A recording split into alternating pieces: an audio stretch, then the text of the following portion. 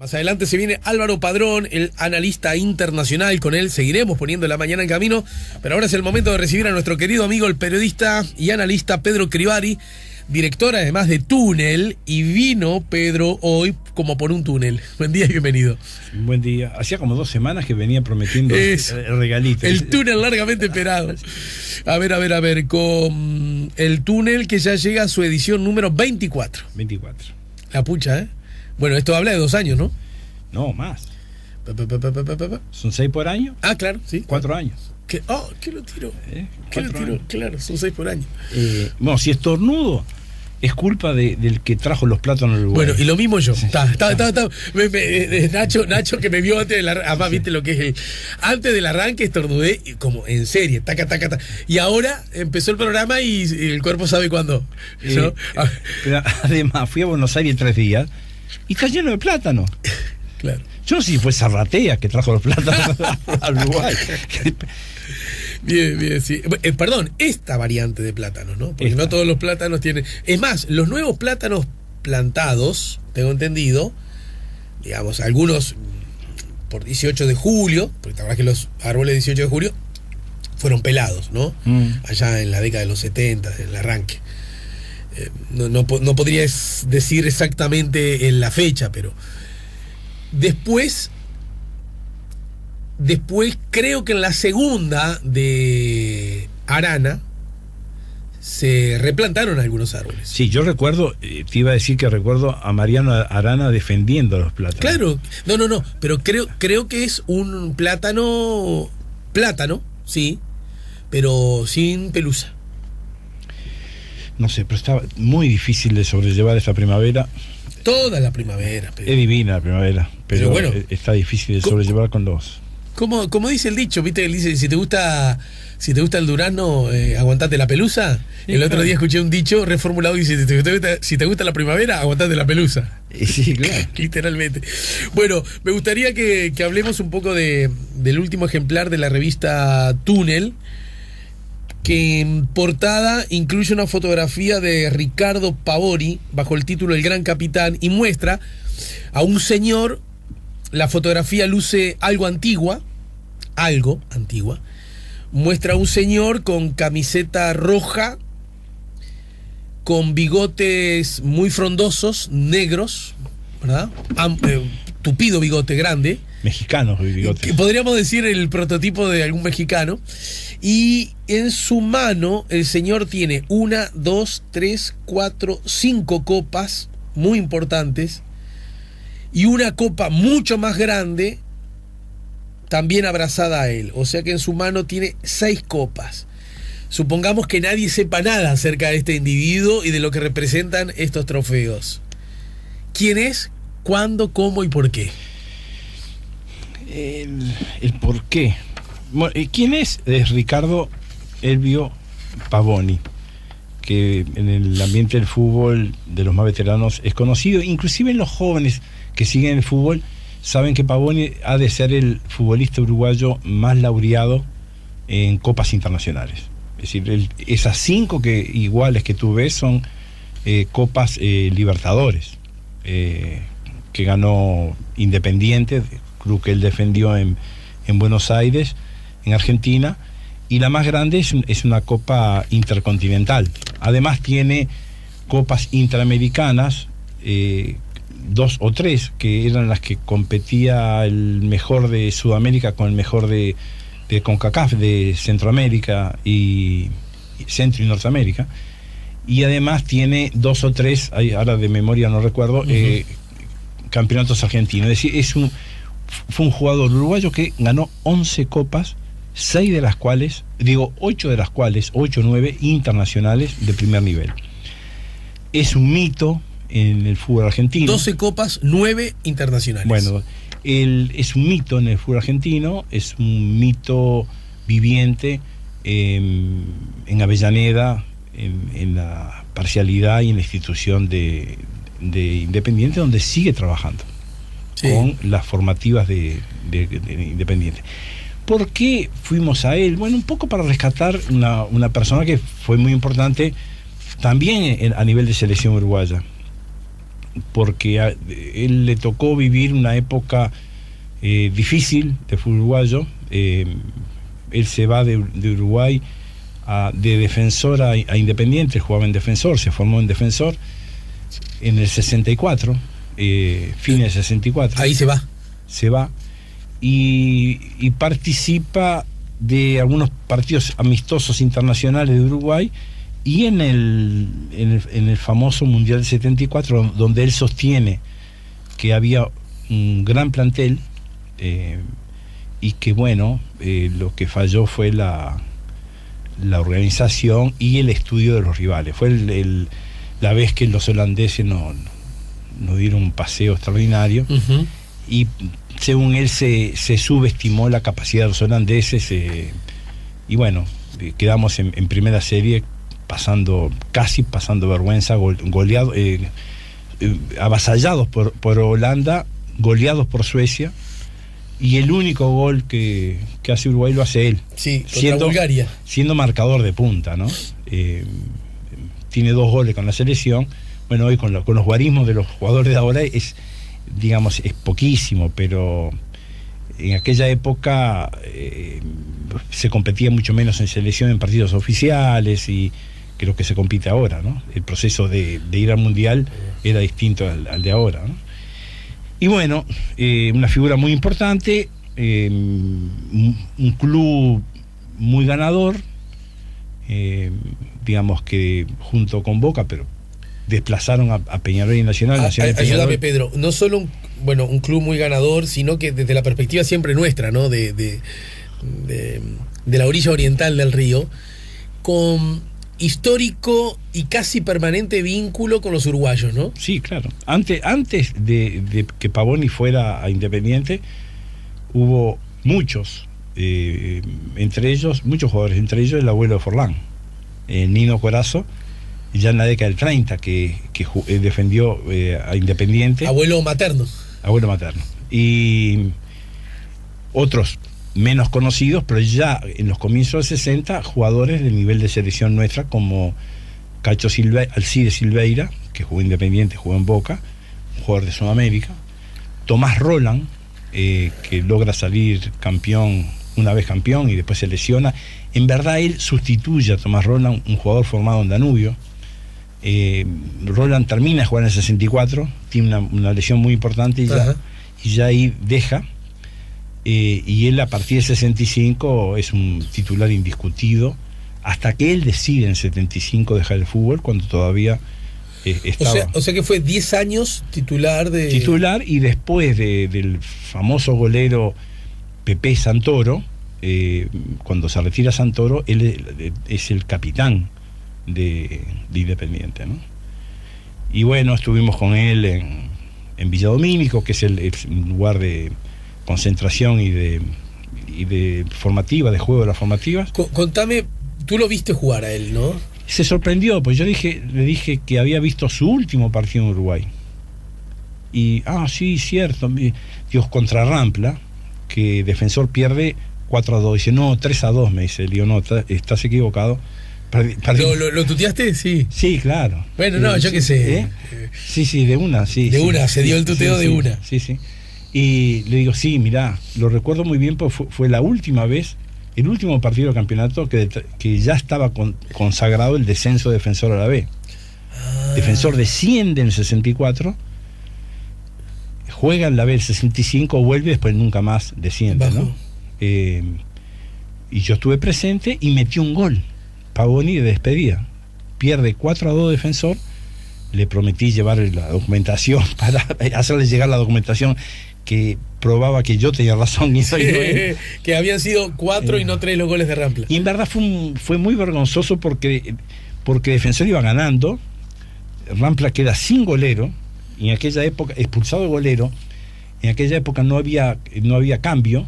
Entonces Luis Ubiña, el Peto Ubiña, el famoso Peto Ubiña, agarra el arco, no le mete un gol Defensor en todo el segundo tiempo y mete 4 goles Rampla. Claro. Con un pesto, un paseo impresionante, y recuerdo. ¿Y vos qué edad tenías, Pedro? Y bueno, yo ya. ¿De qué año sos? 49, yo tenía 15 años. Claro. pero lo tengo presente. Tengo presente a Héctor Ciengramo Rodríguez, una gloria de Nacional, que estaba ya de veterano jugando Rampla. ¿Y el técnico de Defensor era Bañulo? Bueno, ahí me... Porque Bañulo fue técnico de Defensor. Sí, pero no, ese año... Porque él lo nombra en la nota que vos le hacés. Bañulo lo promueve, pero lo promueve antes. No recuerdo. Puede ser Bañulo, porque en general en esos años casi siempre era Bañulo. En el 66 ya no lo era. En el 65 no recuerdo con quién sube. Defensor hace una campaña muy, muy buena.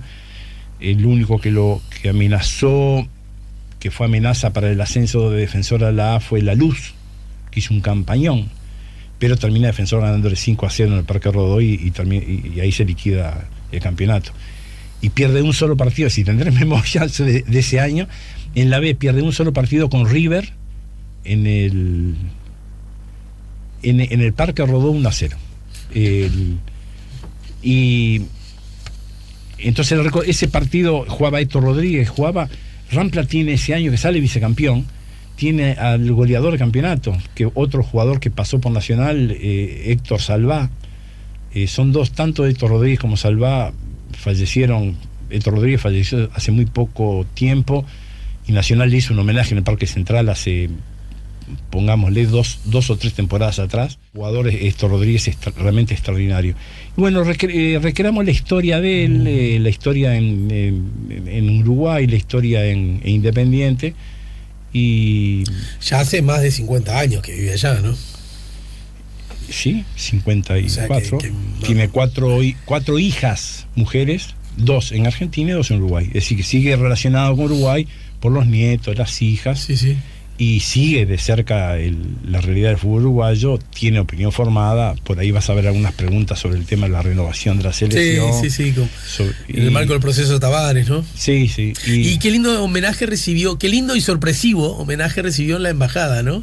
Él cuenta que bueno, cuando quiso acordarlo estaban homenajeando a él. Sí, y además se ve que no conocía mucho al Lescano, pues me decía, y Lescano es muy hincha de Liverpool, me decía. Claro. Me decía, muy hincha de Liverpool, me decía, sí, digo, tiene banderín en su despacho. Y claro. Bien Lescano. Siempre lo he dicho, ¿no? A cara de perro. Lescano es mi embajador preferido, mi ministro preferido o mi diputado preferido, lo que sea. Porque se lo enfrenté. No, porque es de Liverpool. No, aparte mi diputado preferido ahora es Radío, ¿no? Lo bueno que sea de un cuadro menor del fútbol uruguayo es que si fuera de Peñarol o de Nacional, hubiera sido un poco más complicado, porque él dice, yo acompaño a todas las hinchadas uruguayas cuando vienen a jugar acá, y voy no al palco, voy a la tribuna donde están los hinchas, es decir, sea el cuadro que sea. Mira. Estuve con Wander, estuve con Nacional, y yo no encontré un partido que jugó Defensor ahí en la última Libertadores. ¿Pero contra quién? ¿Jugando contra otro equipo argentino? Claro, yo lo vi contra Lanús. En el estadio. Mira, y él va a la cancha entonces. Va a la cancha, a la tribuna de. Casi como un nexo, un embajador. Sí, y además no dice soy el embajador, no hace, va y yo le grité en la tribuna. Negro, le grité, porque además le dicen negro. Y estaba solo con el hijo, hay un hijo. Sí, siente que tiene que ese es su. Y bueno, siempre conoce gente, porque. Sí, claro. Creo que cuando estuvo Wander se encontró con Bordaberry, que fue a hinchar por Wander. Bueno, pero lo cierto es que Pavoni fue homenajeado por Lescano en la embajada y no sabía. Los 25 de agosto la embajada uruguaya hace siempre una recepción grande para los uruguayos y bueno, invitar a autoridades argentinas. Y este año, como representante del deporte, decidió homenajear, creo que homenajeó también a un jockey, creo que Fajardo, un jockey como representante del deporte. A él lo invitan y no le dicen que es un homenaje. Y sabe la familia, entonces va con las hijas, va con la señora, va con los nietos, y de repente siente que lo llaman. Había como 700 personas en la embajada. Siempre abre las puertas el 25 de agosto a toda la colectividad uruguaya en Argentina, ¿no? Y había como 700 personas, los llaman al frente. Y él dirá, ¿por qué me llaman? Y dice, me acerqué y de repente habla el embajador homenajeándole y le regalan la pelota del 30, un símil de la pelota del 30, ¿no? Y dice, se me aflojaron las piernas, dice, ¿no? Es decir, muy emocionado, en forma inesperada, para él inesperada, pero en verdad fue un gran embajador, como lo fueron tantos. Digo, más cerca en el tiempo lo pudo haber sido Francescoli, antes lo fueron Cubilla, Matosas, lo fue Sergio Martínez, Cedrés, son tantos, Polilla da Silva, son tantos los jugadores uruguayos, y hoy tenés muchísimos que es extremadamente destacados en el fútbol argentino. Ya lo creo. Bueno, buenísimo. La nota, bueno, huelga a decirlo, pero la hiciste allá en Buenos Aires, ¿no? Sí, acabaste de decir que en el complejo de entrenamiento de los juveniles, ¿no? Sí, quedé con la sensación de poquez. Son esas personas que da gusto seguir hablando y bueno, no descartes que... ¿Y es simpaticón, charlatán o más bien parco? No, es charlatán. Es charlatán. Charlatán no. Bueno, no, pero afloja, le preguntás la cosa y te dice. Sí. Digo, como jugador era guerrero, ¿no? Era de marca fuerte, muy técnico, pero de marca fuerte y de carácter. También digamos, en una época donde los laterales, todos eran, no lo dijiste vos, lo digo yo, todos eran un poco lateros. Sí, fuerte, de marca fuerte, muy buena técnica para marcar. Muy buena técnica para ponele marcar. Que justo Pavoni no lo era, sí, pero los cuatro eran lateros, porque había que levantar el puntero. Él fue un especialista ¿sabes de qué fue especialista él? De cierres en la línea de gol. Ah, mira. Siendo zurdo, él siempre le agradece al padre que lo hacía jugar por la derecha, marcar por la derecha para que agarrara, se familiarizara con la pierna derecha. Claro. Y él sostiene que el futbolista uruguayo, por sus orígenes, por las dificultades que vive en la formación, en los primeros tiempos, cuando va al exterior, tiene un plus respecto a los jugadores del país que sea, que es lo que él llama 2 metros más. Él le dice a los gurises, cuando estén, que ya no dan más, no tengan más resto físico, den 2 metros más, dice, ¿no? Claro. Y eso le permitió a él salvar muchísimos goles. En un partido famoso con Inglaterra, amistoso, donde Emilio Cococho Álvarez fue bautizado Mr. Wembley, año 65, 64, 65, él salva 3 goles en la línea de gol, en la línea del arco. Mazurkiewicz agradecidísimo, ¿no? Bueno, después hay una columna de Mauricio Bruno bajo el título Siguen créditos, la columna que lleva como nombre Doping Positivo, ¿no? Sí, es humor, ¿no? Sí. Es análisis con un componente de humor, de ironía. Hay una nota sobre Colacho Ramírez, mira vos. Claro, esa es una nota bárbara, escrita por Sengo Pérez, un periodista y fotógrafo itinerante que ha vivido muchos años en Perú, uruguayo, ¿no? Y que ahora está dando vueltas por Brasil y se propuso encontrar a Sergio Colacho Ramírez, otro marcador, otro lateral de Huracán Buceo, que de Huracán Buceo pasó al Flamengo y se hizo famoso por correr al famoso Rivelino en Maracaná y lograr que Rivelino se zambulliera en el vestuario para que no le pegara Colacho, y eso le permitió un pase al Flamengo. Se hizo tan famoso el que automáticamente pasa al Flamengo. Es una nota muy pintoresca que, digamos, dibuja un personaje extremadamente interesante, con facetas increíbles, que aún hoy, 40 años después, sigue siendo muy respetado en Brasil y dirige, ha dirigido en casi todos los estados y bueno, ha jugado nada más y nada menos que en el Flamengo con jugadores excepcionales como Zico, por ejemplo, para que se hagan una idea. Sí. Él es ahora entrenador, ¿no? Entrenador, cerca de Florianópolis, entrena en un club que no recuerdo el nombre. Está lleno Brasil de clubes de fútbol. Claro. Y él dice que lo suyo, él aportó al fútbol brasileño, es un admirador del fútbol brasileño y es muy crítico de cómo juega el fútbol uruguayo, ¿no? Es extremadamente crítico del pelotazo y de eso que estamos tan habituados nosotros y casi resignados de ver en domingo a domingo, ¿no? Sí. Él es gran admirador, pero él sabe que le aportó técnica de marca al fútbol brasileño. Bueno, antes de eso, bien cortito, una referencia, un concepto que me pareció interesante de que Pavoni señala: nosotros con el tiempo fuimos copiando la parte física de los europeos y nos olvidamos la parte técnica. Y ellos copiaron la parte técnica y no se olvidaron de la física. Por eso los europeos son técnica y físicamente ricos, ¿no? Sí. Según su visión. Sí, no está, en lo personal pienso que no está muy alejada de la realidad, ¿no?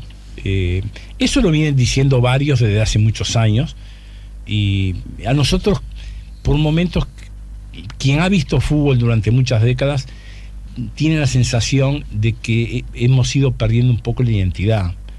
Yo sostengo que siempre el fútbol uruguayo jugó bien al fútbol, tal vez no tan bien y tan pulido como el fútbol argentino, lo cual es una verdad así ilevantable. No tan bien y tan lindo como el fútbol brasileño, pero tenemos futbolistas con extraordinarios fundamentos. Y creo que ahora está volviendo, ¿no?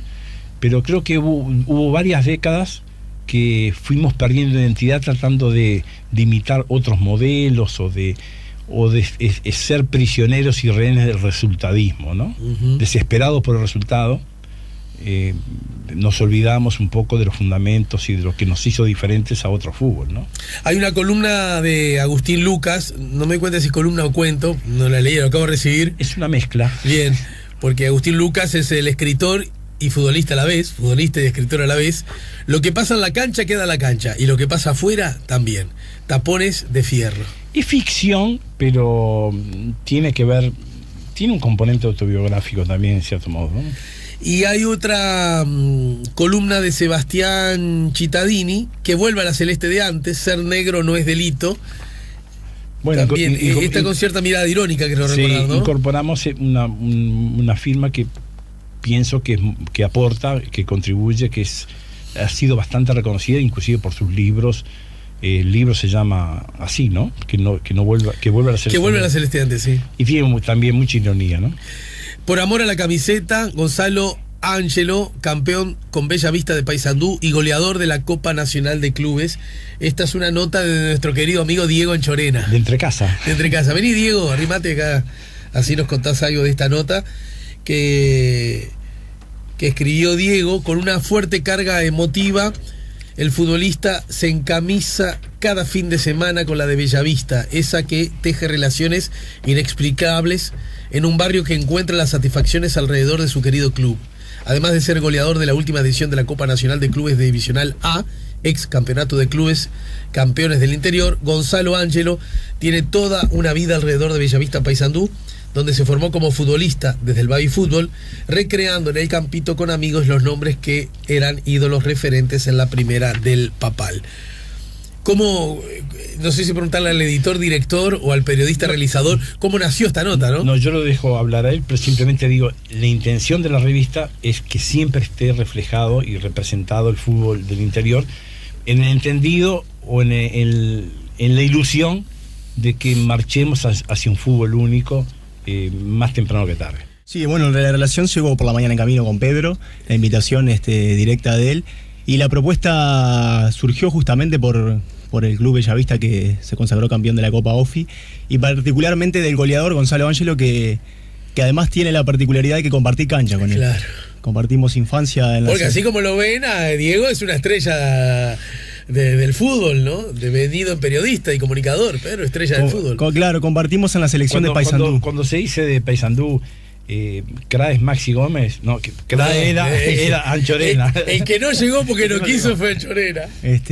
No, y eso también da facilidades, pero también te pone ciertas dificultades a la hora de entrevistarlo, porque la cercanía, claro, uno tiene que tomar distancia, ¿no? Los clásicos tips que el periodismo te da, te da la facilidad de soltar el ambiente a la hora de entrevistarlo, pero también, de tomar distancia y no empaparte tanto de la parte subjetiva para poder hacer la nota, ¿no? Y salió linda nota porque él cuenta mucho la relación de su infancia con el club, y también un barrio, el barrio La Cubetera, que se llama, que es el barrio donde está metido el Club Bellavista, que además tiene grandes dificultades sociales, y entonces él cuenta allí cómo lo vivió y cómo el barrio vive cómo el club en realidad es un refugio muchas veces para salir adelante, ¿no? Este es un cuadro que tiene su centro en la propia ciudad de Paysandú, ¿no? Sí, está en la ciudad de Paysandú, justamente como te comentaba, en el barrio La Cubetera. ¿Pero Gonzalo es de Quebracho como tú? No, Gonzalo es de la ciudad de Paysandú,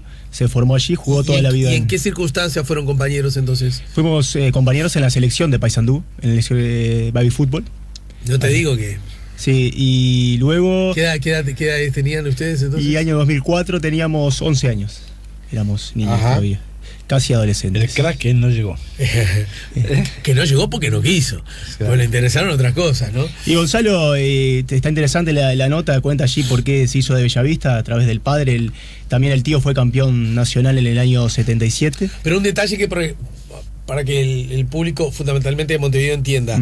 Gonzalo es un futbolista destacado, sí, de un destacado equipo del interior del país. Así al punto es. tal que tuvo una incursión en el campeonato profesional de acá, todos recordamos, ¿no? Paysandú Bellavista. Cuando sí. Paysandú Bellavista vino a jugar acá, participó del campeonato uruguayo y también equipos tenían que ir a Paysandú. La pregunta es, en el caso de Gonzalo, ¿vive del fútbol? ¿Es profesional de fútbol?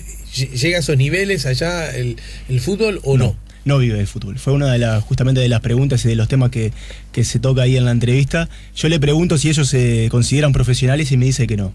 Me dice que no son profesionales y que muchas veces compañeros de él llegan a trabajar 10 o 12 horas y luego ir a entrenar, ¿no? Claro. Casi que jugando en un nivel profesional, en una Copa OFI que tiene un nivel, que yo luego también abordamos ese tema, que tiene un nivel para competir a nivel profesional. Bueno, no olviden entonces el último número de Túnel, pero quiero agregar que también incluye parte de la muestra Pálpito con Anabela Balduino. Hemos hablado viernes a viernes muchas veces de esta, que aún puede verse en el Torres García. En el Torres García. Tuve en desencuentro porque aproveché el Día del Patrimonio, el domingo, para hacer patrimonio, y fuimos al subte, al centro de exposiciones del subte, en la Plaza del Entrevero, en la Plaza Fabini, para ver Aquelarre año 25, ¿no? En la muestra de Aquelarre. Y tal como yo lo tenía previsto en mi mente, digo, mato dos de un tiro, me voy hasta la Ciudad Vieja, hacemos hicimos caminando, todo.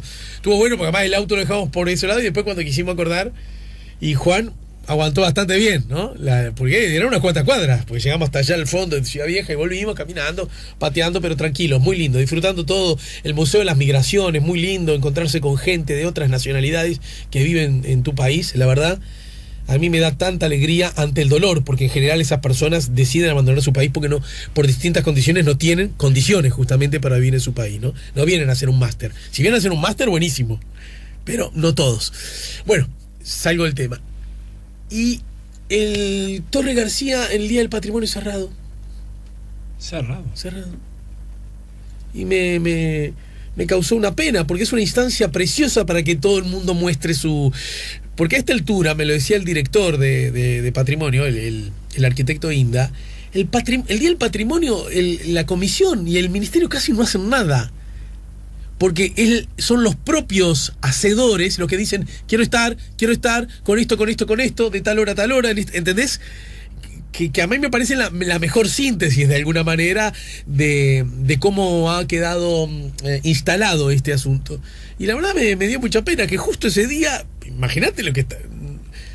Era, no sé, voy a decir una obviedad porque todo el mundo lo sabe, era una romería, miles y miles de personas andando, que hasta te diría que hasta incómodo era de transitar, solo para ver lo que podés ver cualquier otro día, casi, entre comillas. Dicen que solo 50.000 visitaron la estación central. Bueno, ahí tenés. En 2 días. Ahí tenés. Mucha cola también vi, ¿sabes dónde? Que me interesó y me pareció siempre para entrar a la Embajada de Francia. Esas cosas, ¿cómo será una embajada por dentro, no? Algo de... Bueno, y quise ver la Pálpito, pero por suerte tengo Túnel, que algo de Pálpito puedo ver, ¿no? Sí, 20%. Claro. Esta es una propuesta conjunta entre Túnel y Aquelarre, de algún modo. Aquelarre, un grupo de discípulos, ahí de alumnos, que como parte del trabajo curricular decidieron hacer un trabajo de calle y tomaron como tema la ciudad Uruguay o la ciudad Sí, buenísimo. un día que juega Uruguay, ¿no? Sí, buenísimo, buenísimo. Y bueno, hay cosas muy interesantes. Muy, muy interesantes. Muy Creo que la interesantes. muestra va a seguir bastante tiempo más, como hasta mediados de noviembre, creo. Así que vayan, no se la pierdan ni tampoco se pierdan túnel. Y ya casi en el final, ya está Padrón con nosotros. Naitan Nández, Tavares tiene que seguir, rendirse jamás, ese es el título, y lo muestra Naitan así espléndido con su camiseta de Boca. Me parece que luego de algún pequeño retroceso, Naitan volvió a consolidarse, ¿no? En el equipo. Sí, esa nota fue hecha antes de esta extraordinaria actuación del otro día en Brasil, ¿no? Sí, sí. Que fue, Bueno, el otro día la rompió, pero quiero decirte que ya venía como... Sí. Boca es un equipo con muchos jugadores también, hay que decirlo, ¿no? Y muy exigente, es parecido en eso a Peñarol, ¿no? Acá, ¿no? Con una hinchada muy exigente hacia los jugadores, que presiona mucho y hay que saber administrar las presiones de la tribuna, ¿no? Sí, además que no cualquier jugador con lógicas que además el periodismo de Argentina... A mí me llama un poco la atención, porque en el aire está como el grosereo, que el mellizo no sabe nada. Y que el verdadero cra, es el muñeco.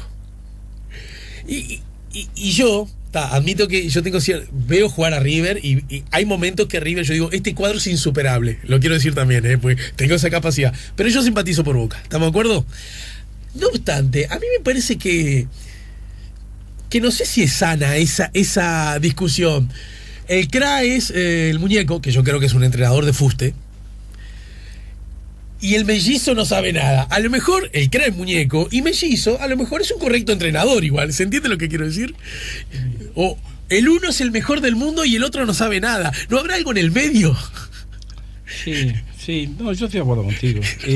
No hay Puedo insistir. Me parece que son como clubes, ya no solo la hinchada, lo que representa, mucho más exigente uno con sus jugadores, con sus entrenadores. Que en River, como además... Tal vez Gallardo lo supere al mellizo en cómo administra su relación con la institución y con su parcialidad. Es probable, sí. Y con los medios de prensa. ¿Sabes qué me dijo el otro día el Puma Goiti, que fuimos a ver a Nacional contra San Lorenzo, y como el Puma simpatiza por Huracán, vio, digamos... Quería que ganara Nacional. De alguna manera no le molestó que ganara el equipo de Nacional, por decirlo así. ¿Sabes qué me dijo? Que a River le vino bien en cuanto a cierto cambio de la hinchada, haber ido a la B. Se volvió una hinchada más al estilo Boca, más seguidor. Porque River, acordate que River ganaba River y de pronto te encontrabas con el hincha de River y dices, sí, pero jugamos mal, ¿no? Porque el paladar de River, ¿no? Que todo el mundo sabe eso. River tiene un paladar futbolístico que me parece que no lo quiere nadie en Argentina, ¿no? Tengo una visión. Pero hasta ahí coincidimos más o menos. Tengo una visión de Gallardo. Gallardo podría poner una empresa de comunicación y yo creo que los partidos políticos deberían contratarlo. O sea, yo creo que no solo sabe, sino que sabe comunicar. No, está bien. Que es lo que es muy difícil. No, pero me refería a lo... Es muy difícil en el fútbol, porque es muy exigente, en la política y en la sociedad en general, saber comunicar. Él comunica muy bien. Cuando tiene que reconocer que River fue superado, lo dice con total tranquilidad. Es decir, en general, siempre se busca la culpa del otro, ¿no? De un tercero, para justificar los problemas de uno, ¿no? Fíjate lo que hizo el otro día el entrenador de Racing. Sí. En un partido que pierde Racing, empata. Pero los más desequilibrados eran los dos entrenadores. No, pero bueno, está bien. Pero yo puedo entender al mellizo que pueda estar un poquito, porque hubo un gol en Orce que no se lo... No sé, está. Igual así, fue solo con... Yo lo encontré un poco más desbordado al otro, ¿no? Sí, pues se le fue un partido que tenía. Ese es el típico se te fue el partido... Y vos de alguna manera necesitas generar la idea de que fue por los jueces. Sos el técnico, no podés eso. ¿Entendés?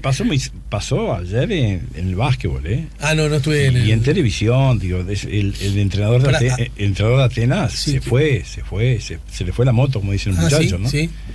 Y lo perdió contra Aguada pero le hizo un gran partido a Atenas, ¿no? Sí, claro, pero en los últimos 2 minutos se le va a Aguada. Sí. Y comienza a insultar, que no queda claro si insulta a jugadores de Aguada o al juez.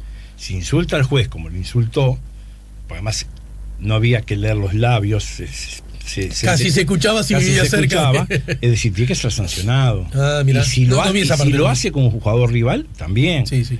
Mucho más en el básquet que te sancionan porque la hinchada hizo un comentario, ¿no? Sí, y además, porque primero, te da el ejemplo, y segundo, transmite idea de que, bueno, si perdemos hay que insultar y hay que ser perdón, violento. puedo decir que Sí.